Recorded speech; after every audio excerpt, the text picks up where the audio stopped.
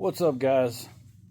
Mike here, Mike's Outdoor Supply Center. Hey, guy out here in the garage at the house, got one of the 61-inch Vride XLs here.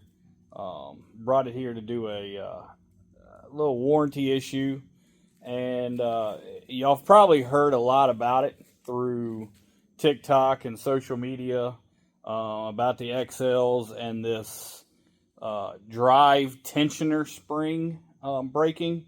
So this is a hit or miss problem, okay? It's not every single unit. It's not skag. It's the spring. Springs are going to have failures. Metal is tested at factories when they're made, tensile strengths, the whole nine. Sometimes they slip through the cracks, okay? So what has happened is, I guess, the springs in question, the tensile strength's a little low, or possibly the metal was a little weak from the factory or whatever, but it's hitting the bottom side of the engine compartment of the XLs. Now, again, not all units do this, but I'm going to show you what to look for. And if you're a customer of mine, give me a holler. If this happens, we'll take care of it. If you're a customer of any dealership out there, they should take care of it for you. No problem, because this is an issue. But it's the drive idler spring underneath of the unit. So I'm going to show you what exactly to look for. Let me show you. So if you look, this is a 61-inch Vride XL. If you look, this bolt right there, that bolt right there, okay, it's that bolt right there. All right, it's on the right. It's going to be on the right side of the unit behind the motor. That bolt holds the tensioner spring onto underneath of the engine compartment, and then it hooks onto the tensioner. What you're going to want to do is that bolt should only be showing about one thread through the top, okay?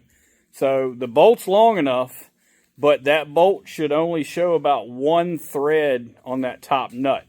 So what we're going to do is we're going to remove that spring, and I'll get up underneath here in a minute and show you the spring. We're going to remove that spring and basically move that bolt down.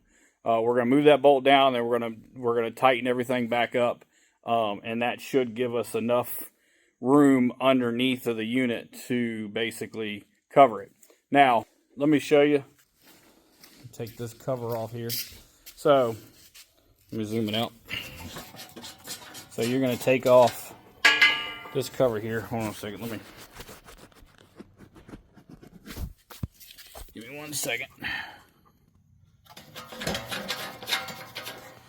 This is Duke. Alright, so we're going to take this off. This cover here.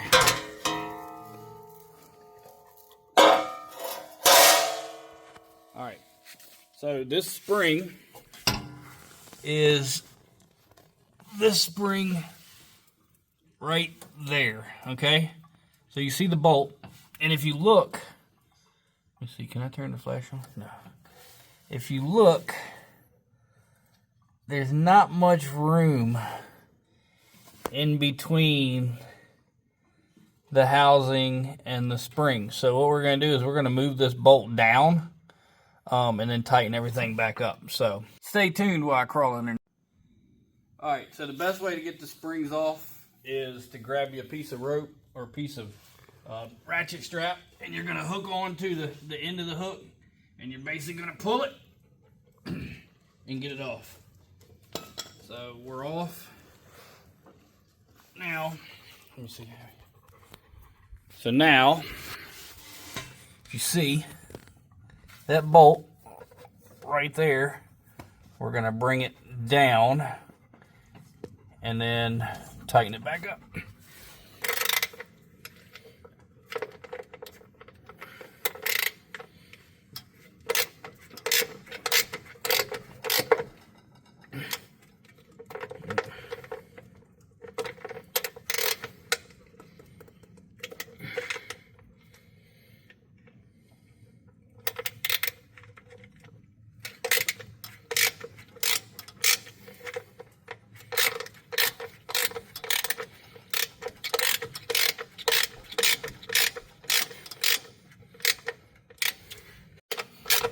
we're going to want to do, we're just going to turn that down right about there.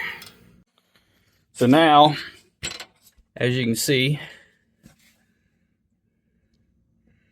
that has been moved down.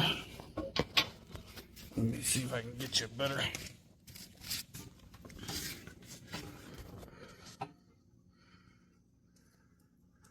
See that bolt right there? So that's what your bolt should look like. So if you are an XL owner, Skag XL owner, and you have, take a look at your tensioner spring and that bolt, and just make sure your bolt is down far enough, and it's not drove all the way up, and reinstall your spring, and you'll be good to go. All right, see y'all later.